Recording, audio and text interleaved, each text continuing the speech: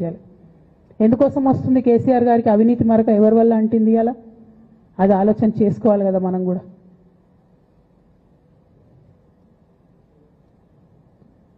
కొంతమంది కేసీఆర్ గారి పక్కన ఉన్నటువంటి వాళ్ళు కేసీఆర్ గారి పేరు చెప్పుకొని అనేక రకాలుగా లబ్ధి పొంది వారు చేసినటువంటి అనేక చెత్త పనుల వల్ల ఇవాళ కేసీఆర్ గారి పేరు బద్నామయ్యే పరిస్థితి వచ్చింది.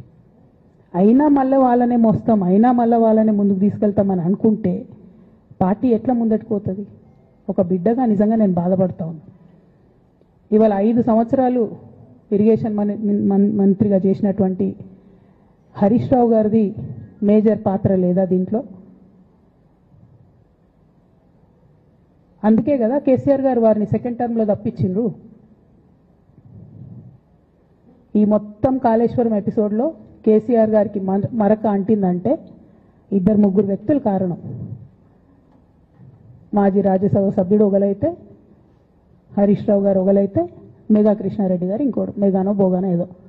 ఈ పెద్ద పెద్ద కాంట్రాక్టర్లు అందరితో కుమ్మక్కై కేసీఆర్ గారు ప్రజల కోసం ఆలోచన చేస్తే, నీళ్ల కోసం ఆలోచన చేస్తే, వీళ్ళు సొంత వనరుల కోసం, డెవలప్మెంట్ కోసం, ఆస్తులు పెంచుకోవడం కోసం ఆలోచన చేసి ఇవాళ మీ వల్ల రేవంత్ రెడ్డి లాంటి వ్యక్తి, తెలంగాణ ఉద్యమానికి సంబంధం లేని వ్యక్తి, కేసీఆర్ గారి కాలి గోటికి సరిపోని వ్యక్తి, ఆయన నిలబడి కేసీఆర్ గారిని చెయ్యెత్తి చూపించి కేసీఆర్ గారి మీద సిబిఐ ఇవాళ నేను వేస్తా అని చెప్తున్నాడంటే కారణం ఎవరు దీనికి? నేను భరించిన, ఇదే హరీష్ రావు గారు, ఇదే సంతోష్ రావు గారు అనేక కుట్రలు చేసినా కూడా భరించిన. నా మీద ఓపెన్గా మీడియా మిత్రులందరితో రకరకాల మాటలు చెప్తే కూడా నేను భరించిన.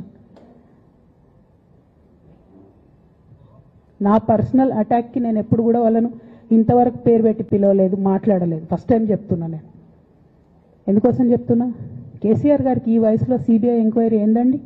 ఎందుకోసం ఆ కర్మ పట్టింది? ఎందుకు భరించాలి? ఇటువంటి వాళ్ళని చూస్తూ ఎందుకోసం ప్రొటెక్ట్ చేసుకోవాలి?